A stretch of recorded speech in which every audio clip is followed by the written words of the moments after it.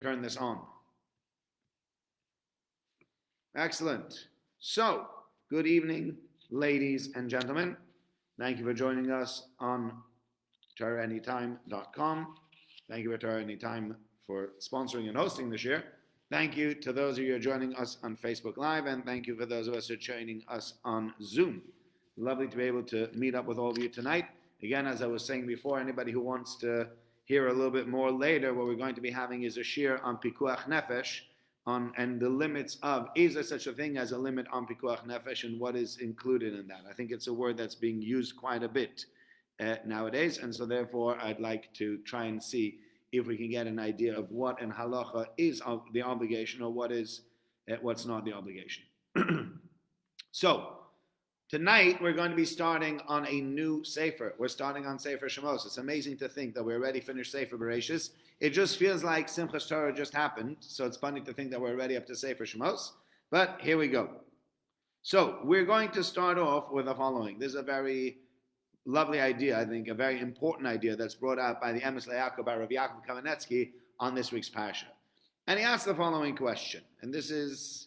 It's often hard to do this properly, but I think there's a big lesson within it. We have the story over here, the Jewish people in Egypt, the enslavement of the Jewish people in Egypt, and then becoming slaves to Pharaoh. And Pharaoh says, let's be clever, and then let's try to get them, let's try to make sure that they can also work. We don't want them to go free. We don't want them to fight us or battle us. We don't want to get in trouble with these people. That's the story that we have here with Pharaoh. And what's interesting is we seem to have a very negative opinion of what Pharaoh did. How could he do such a thing? How could they enslave the Jewish people, etc., etc.? But if you look at it, sometimes you have to move away from your own perspective and try to see it from someone else's perspective. I know it's difficult to see things from someone else's perspective, but let's just try and do it that way. You have an entire country that is subservient to the Pharaoh.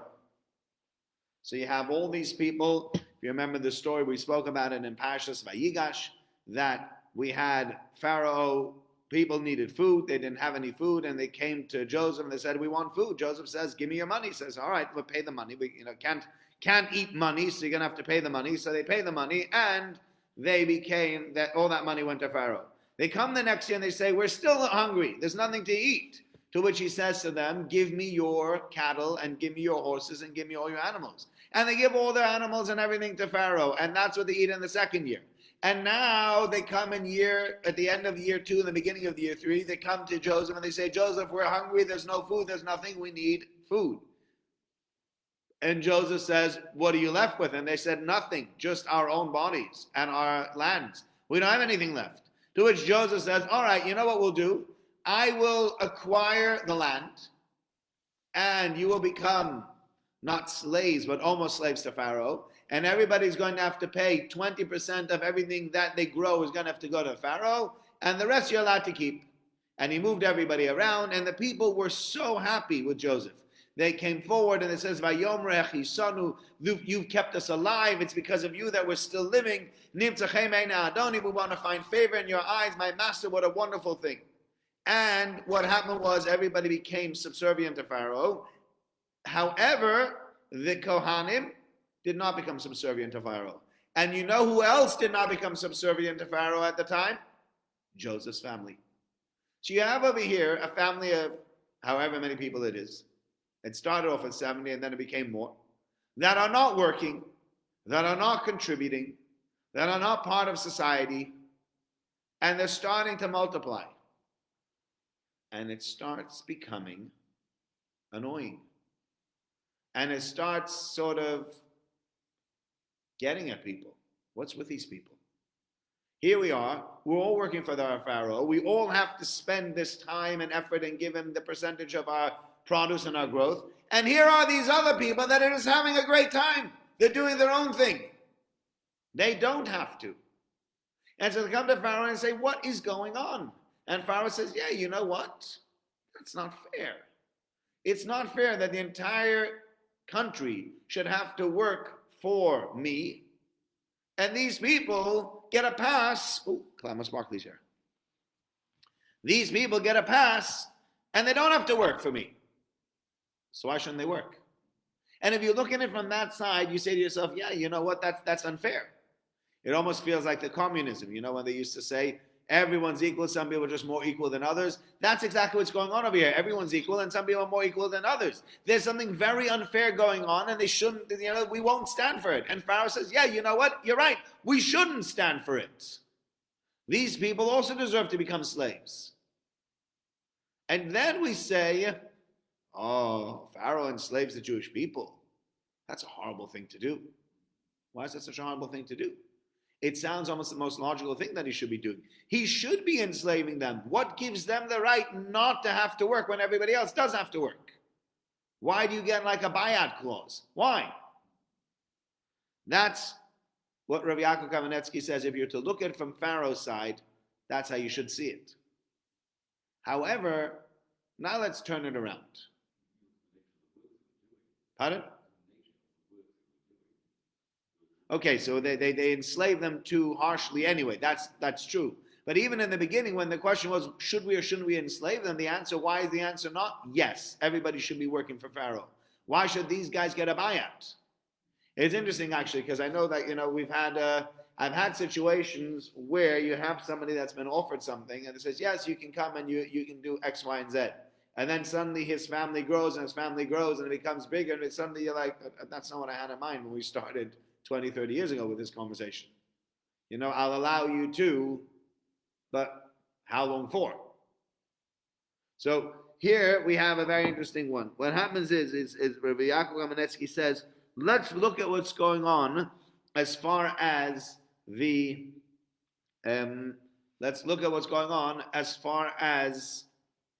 Yosef's perspective now.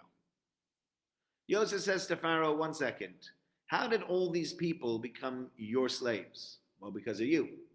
And how did all the land become yours? Because of you. And how did all the animals become yours? Because of you. And how did you end up getting 20% instead of 10%? Because of you. Okay. So that means really, in reality, I've created the whole thing for you. Now you want to charge me? Now you want to come back? Right? Imagine the instance. I know this is a really hard one, and I know this comes up sometimes, and it can get very, very sticky. So I remember hearing from my wife told me that she has a friend of hers whose parents bought their children a house in London. So that's quite a hefty present to buy their children a house in London. And then they sort of feel quite at home there. They have their own keys, let themselves in whenever they want to. And that was the discussion that we had. Is that right or is that not right? Should these parents be able to come into their children's house whenever they feel like it? On the one hand, you say, wait a minute. It's not your home. It's not your house. What allows you? Who allows you to just go in whenever you feel like it? On the other hand, you're like, well, I don't know, but the £500,000 that it cost to buy this house, I put up that money. Nobody else did. It's my money. So I know parents really, when they buy their children a house, they should really just go and say, look, I bought you the house, it's yours, and I will sort of treat it as if it's yours, even though it came from me. But in reality, if a parent did decide to say, look, I bought you this house, they wouldn't be wrong. And that's really the thing to weigh up over here. If a child then would say to his parents, you're really not welcome here. What do you mean I'm really not welcome here? Who do you think bought the house? I know you bought the house, you gave it to me, but now you're not welcome here. You overstayed your welcome, or you make me uncomfortable. But whose house are you staying in? And that's really what was going on over here. You have on the one hand, Pharaoh could say, yes, you know what? The rest, Joseph's family deserves to work. On the other hand, Joseph says, who is it down to that everybody else is working for you? How did this entire infrastructure come to be? Just out of nowhere? No. I set it up for you. I made you all this money. I created all this infrastructure. And part of the infrastructure was that I set it up in a way that my family doesn't have to work. She's saying, no, it's not fair. They should have to work. It's like, I don't know, if you've heard, I know there's been arguments, I think we've discussed this here, even in this year. When people are coming back for their money to countries that have Aryanized their property. Yeah, there's this thing that people come back and they say, people have taken things from us. People have stolen things from us. Yeah, you know what I'm talking about. You know what I'm talking about? Yeah? So people come back 10 years, 20 years, 30 years later, 40, 50 years. And at one point or another, people say, I've heard it being said like, all right, enough already. Yes, I understand we took property away from your parents, from your grandparents, your great-grandparents, but you can't keep coming back to us as countries like Austria or Germany or France or Hungary or whatever country it might be, asking for reparations. We paid you. The honest truth is that there's still so much more money out there that's never been paid back. You're sitting on a whole bunch of assets that belong to us. So to say, well, we paid you, yes, you did pay us, but not nearly enough comparatively to what you took. It's a very, very different discussion. And so therefore, the lack of midos over here, the reason we look down at Pharaoh, says Amos Yaakov, the reason we see Pharaoh as the evil person over here is because we say, Pharaoh, you should have realized that everything that has been created came from Yosef. So where's your Akar Satov? Where is your debt of gratitude that you have to Yosef? Instead you say, can't believe it, these people aren't working. Yeah, that's right, they're not working. They set up the whole economy for you. Why do you feel that they suddenly need to work? They're the ones that created this for you. They gave you all your wealth. Now you feel bad that they're not doing enough work for you? What else do you want from them? So that's where we have this issue with Pharaoh, and that's how the Amos Yaakov explains it. And it's important for us to realize that sometimes we owe Akar Satov to people. We owe people a debt of gratitude. It's oftentimes this is with parents. It's very easy for us to forget the debt of gratitude that we owe to our parents and to sometimes mistreat them in a way that we shouldn't be. It's not so easy. The Gemara tells us that Kibbutz Avayim is the hardest mitzvah to do. You want to do it properly the whole way through? It's not hard, not easy. Very, very hard. But to remember that, your parents gave you X, Y, and Z. And sometimes, in the house that they paid for, you're mistreating them. In the clothes that they've given you, like I've often said, when you get sometimes teenagers say, to their parents, you never do anything for me. And the parent would look at the child and say, well, you're wearing about 500 pounds worth of my money. Why? How could you say I never do anything for you? Whose jumper is that? Who bought you that jumper? And who bought you the vest? And who bought you the trousers? And who bought you your special Nike trainers? And who bought you your glasses? And where did you get your yarmulke from? I paid for all of that. To look at me wearing all the clothes that I paid for and say you never do anything for me is quite a chutzpah.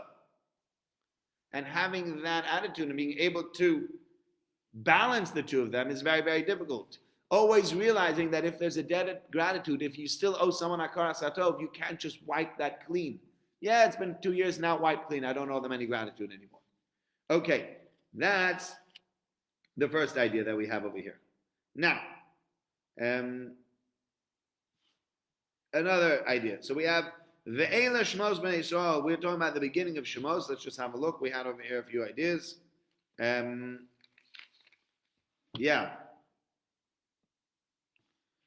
Shemos, these are the children of Bnei Yisrael that came to Mitzrayim. You mentioned Reuven, Shimon, Levi, Yehuda, Yisachar, Zvulun, Binyamin, Dan, Naphtali, Gad, Asher.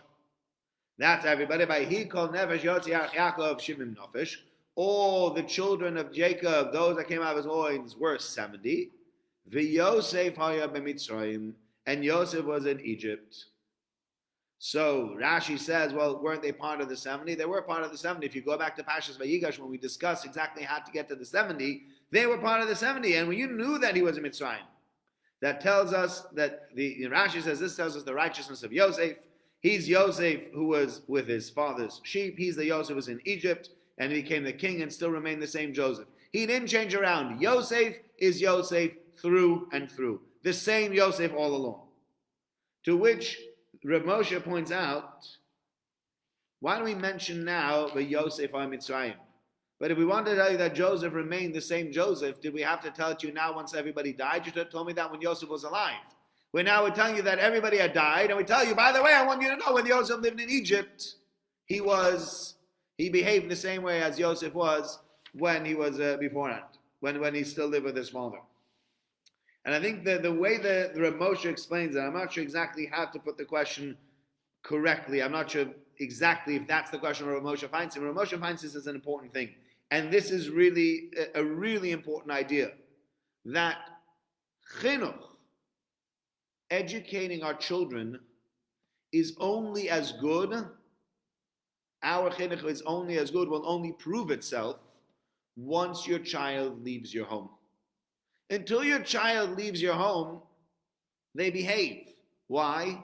Because they're in your house, or hopefully they'll behave because they live in your house. I remember speaking to somebody about this, and he said, what would you do when, if your son did X, Y, and Z? As he said, I'm not listening, I don't want to do this. I'd say, look, keys to the car, please. What do you mean? I paid for the car, it's my car. Give me the keys back. Give me your phone back. You want to do it? You can do it on your own, but you got to pay for it on your own also. He would take a certain, we take a certain stance. When they live at home, we have a certain amount of latitude against our children. We do, because at the end of the day, they're still living in our house. Once they move out, once they establish themselves, once they create their own homes, that's where the question becomes, what is this child going to look like once he leaves your home? Is he going to stay the same? Is she going to be the same? Are they going to be different? Are they going to drop everything? And that's really, if you want to know how you can measure your chinuch, how you can measure your success in raising children, it's not what the children behave like when they are with you. Because when they are with you, they will behave a lot better. Obviously, they'll behave a lot better because they're in your vicinity. It's when they go out into the world. What happens when they go out into the world? Do they still behave the way they're supposed to? Do we still have children that are willing to keep to their father's or their parents' ways? Or do these children say, nah, when I lived by my parents, I went to shul. When I lived by my parents, I kept kosher. Because, all right, in their house we keep kosher. It's the right thing to do. Now that I've left their home, I don't have to keep any of that stuff. I don't really believe in it. I was just doing it because in their home it wouldn't be right for me to misbehave. But once I'm out, I'll do my own thing. And that's what he tells over Yosef. This is Bnei Yisrael that came to Mitzrayim, and we're telling you about the family of Yaakov. We're trying to tell you about over here not only the family of Yaakov, but Yaakov's methods of education and the effectiveness of Yaakov's methods of education. Yaakov, Shemos, Bnei Yisrael, these are the names of Yisrael, Haboy Mitzrayim, that came to Egypt together, Ishu Ve'Savahu, a man, his entire household. Everybody came together with Yaakov and everybody behaved like Yaakov. Whether you live with Yaakov or whether you didn't live with Yaakov, whether you were Reuben and Shimon, who had spent the entirety of their lives in the vicinity of their father, or whether you were Yosef, who did not spend that time with his father, they all were the same. The education that they had given their children, that Yaakov and his wives had given their children, was such that every single one of the Shvatim clung to the path of Yaakov Avinu, regardless of their closeness to him, the physical proximity. Yosef was obviously emotionally very close with Yaakov Avinu, but he wasn't physically close. He didn't live near Yaakov, but Yosef in Mitzrayim. Yosef in Egypt behaves exactly the same way as everybody else would behave with Yaakov. Because that was the greatness of Yaakov's chinuch. That was the greatness of Yaakov's education for his children. And it means we also need to ask ourselves, if you want to know, am I successful at educating my kids? It's very hard to say, yes, I'm a successful educator of my children, because whenever they're at home, they behave nicely. That's not bad. It's something to admire, because I know plenty of kids that behave terribly even in their parents' households. But it doesn't really mean anything. That's not how you measure it. You want to measure success in parenting. The only successful measure in parenting is, what will your child look like when he's not with you anymore? Is this child going to drop everything? Or is this child going to hold on to what he holds dear and what you hold dear, because you've taught him well enough that has become part of the way he or she functions and is part of who they are as people. And so whether they're around you or they're not around you, they'll still keep to everything. Okay, we move on to the next idea. There's Naim the Torah says the following. We move on to the story. The Bnei Yisrael become very many, and now in verse 8, Pasuk Ches, Paragraph Pasuk Ches. Vayakam melech Chanosh HaMitzrayim, a new king arose over Egypt, Asher lo yadas Yosef, who didn't know about Joseph. Whether it means he didn't know or he made believe he didn't know, either way. Vayom el Amen, he says, Hine Amen Yisrael, look at the people of Bnei Yisrael. Rav ve'otzu mimenu, there are too many over us. Hava nischak malo. Let's be clever, maybe there'll be too many, and then there will be a war, and they will join our enemies, and they will either kick us out of the country, or they themselves will leave the country. Either which way, how Rashi explains it, one of the two ways. But we say, we look at the nation of Bnei Yisrael, and we see them as a threat. And those Naim the Torah says here a beautiful idea, and a very important idea, and that's the following. Are the Jewish people, or let's ask it differently, when is the first time that the Jewish people is referred to as a people, as a nation, with one purpose? Right here. Until now, nobody has referred to the Jewish people as a nation. There were 70 people that came down. They were a family. This was a family that made their way down to Egypt, that became prosperous, that lived very well over there, but they were only a family. And suddenly Pharaoh says, Hine am b'nei Yisrael, behold the nation of the Jewish people. Rav ve'otzu mimenu. They're greater than we are. The nation? Yeah. They've become a nation. And what we see over here is that there is a belief almost beyond what's true in the unity of the Jewish people. And that's a really crazy idea. It's a crazy thing that we have over here. What he's saying over here is, I'm worried. Do you know what's going to happen? This nation of Jews, so first of all, he's called them a nation, he's put them all together. There are a lot of people. And what could happen is, there could be a war. And if there's a war, they will all bandy together. And they will all band together to fight us. And they'll kick us out of our own country. Or they will leave our country. Do you know what Pharaoh is now basically assuming? Do you know how many assumptions go into this? Can I ask you a question? What are the chances? Let's say if we all lived in, let's assume Boris Johnson was Pharaoh. Okay? God forbid, I'm not saying he is. Please don't read anything into this. I'm just trying to give you an idea. Let's assume he was Pharaoh. And he said, we have to be very careful. Those Jewish people will band together. And when something happens, they'll try their hardest and their best to fight against us as the British people. And we need to protect ourselves against those Jews. Do you know what anybody who knows anything about Jews would say to Boris Johnson at this point? You got nothing to worry about. You got secular Jews who don't like religious Jews. You got religious Jews who are not fond of secular Jews. You got Jews in the middle that say that they do like or they don't like, and in the end of the day, they're also not that fond of people on either side, or necessarily. Then you have Hasidim that don't like people that are not Hasidic. And you have non-Hasidic people that don't like Hasidim. And you have Zionistic Jews, you have modern Orthodox Jews, and they're not so into Haredim. And anybody who would say, you know what? There's real threat over here of the Jews coming together and doing anything to this country, anybody who knows anything about the Jewish people will say, there sadly isn't that much chance that all these people are going to come together. They don't really talk to each other in that way.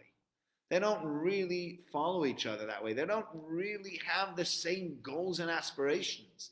How exactly do you think that all these different types of Jews are going to come together to fight against you in one united effort?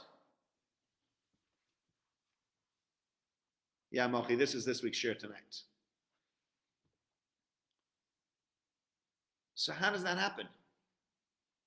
And says Rav Sorotskin, isn't it a shame that the enemies of the Jewish people attribute more achdus to the Jewish people, more unity to the Jewish people than we as a Jewish people in reality project, than we as the Jewish people in reality actually have.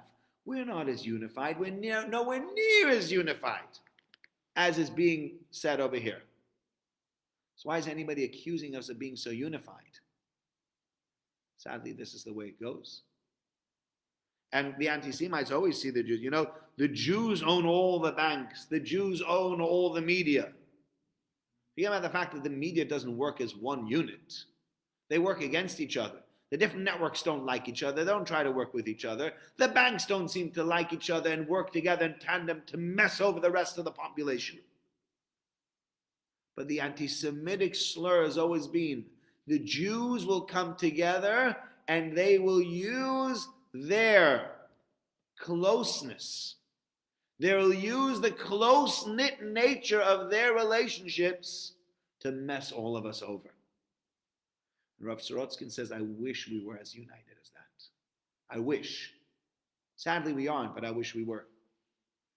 And I'll tell you an interesting story. It happened to me this week. Something I'm not actually, probably I'll share this in the sermon, actually. I'm not going to share it now because I'm hoping maybe to share it in this week's Shabbos sermon. I'll share it now. And if I have to share it, there's not that many people here at the moment, and I might share it again in the sermon or I might not.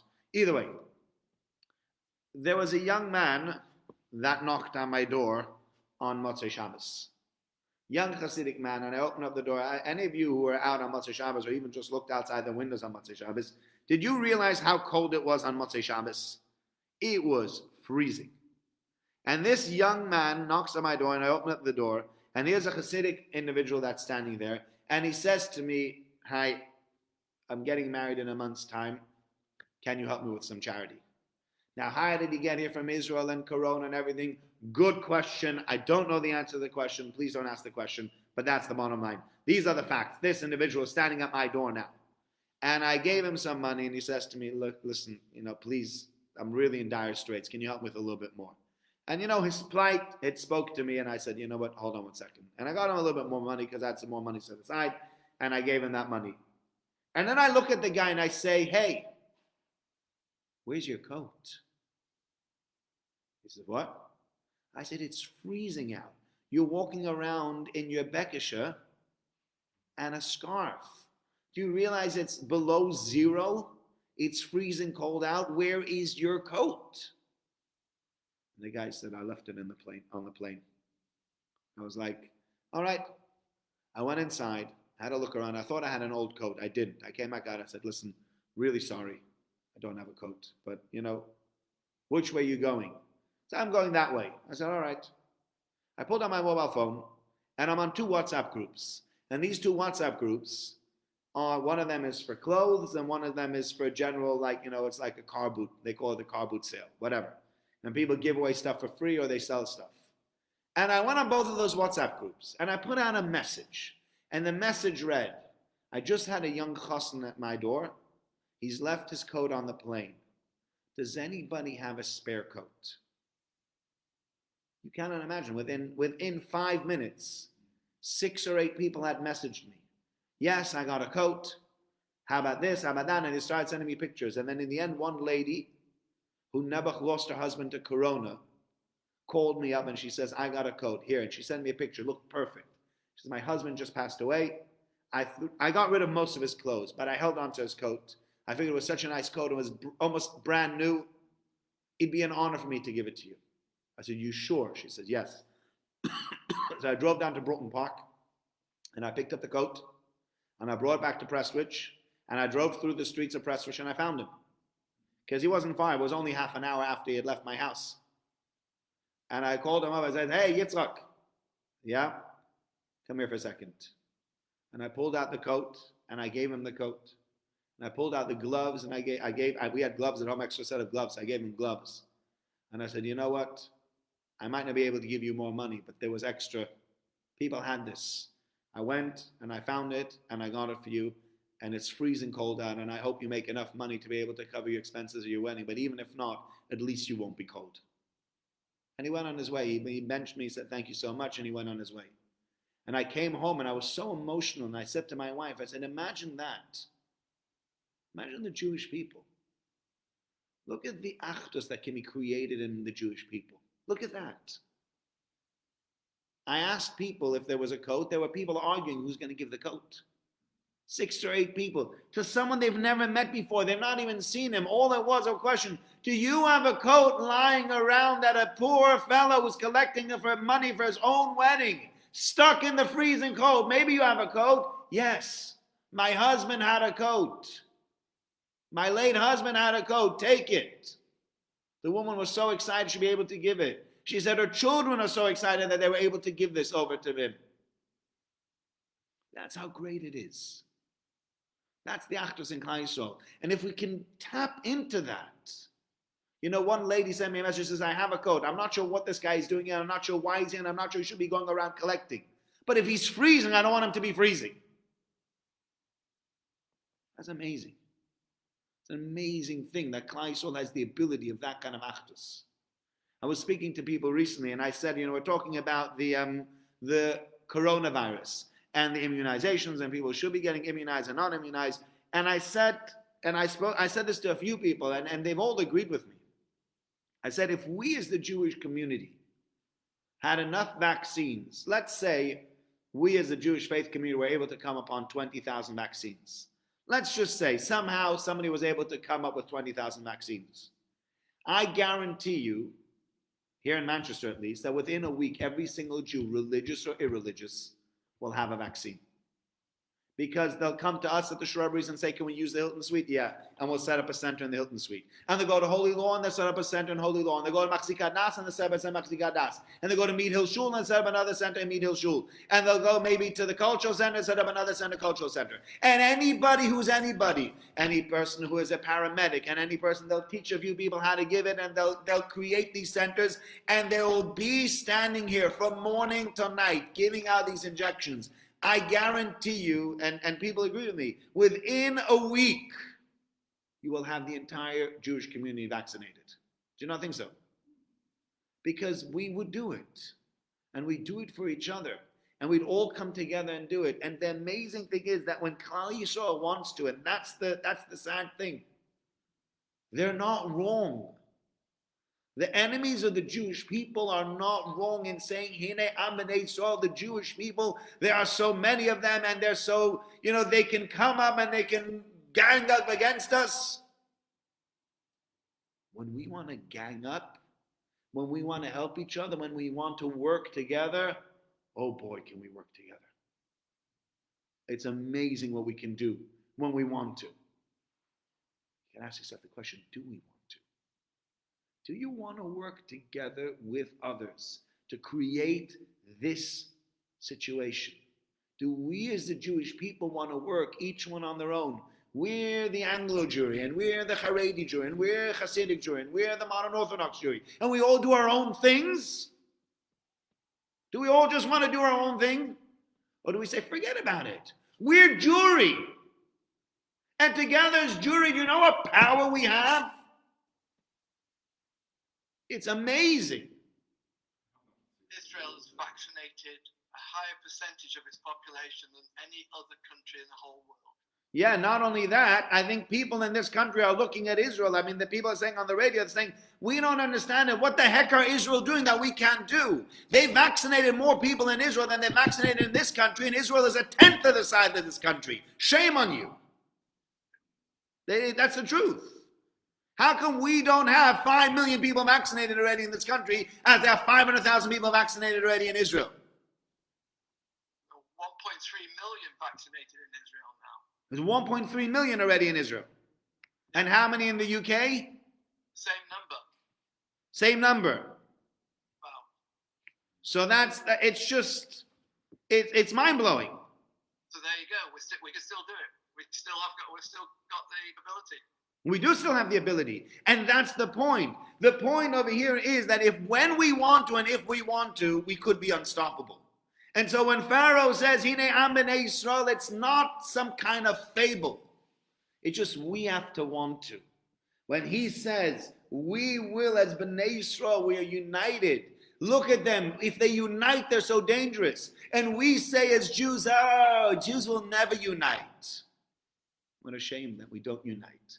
Because if we did unite, you can't imagine what we can do. As Clive just said, You look at the United Jewish People in Israel, they vaccinated more people almost than any other country in the world. Definitely per capita, they're way ahead of everybody else.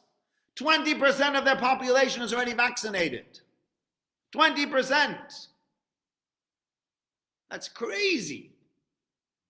That's just, and by the way, they're not only vaccinating, the people in their 60s already have received vaccination, then in the 70s, not just the over 80s. And whatever's left over, they give to anybody and anybody who's over there. And anybody who's had it is not getting. If you've had corona, you're not going to get it. So unbelievable that when you look at 1.3, it's probably much higher the amount of people that, per capita is how many people are still left. And that's the shame. Why can't we come together? Why don't we come together? So that's the idea for tonight, is that we as the Jewish people are so much more powerful than we ever give ourselves credit. And if we realize that power, and if we're able to tap into that power, then, the possibilities are endless. Okay? Thank you so much for joining me tonight. As always, wishing everybody a good night.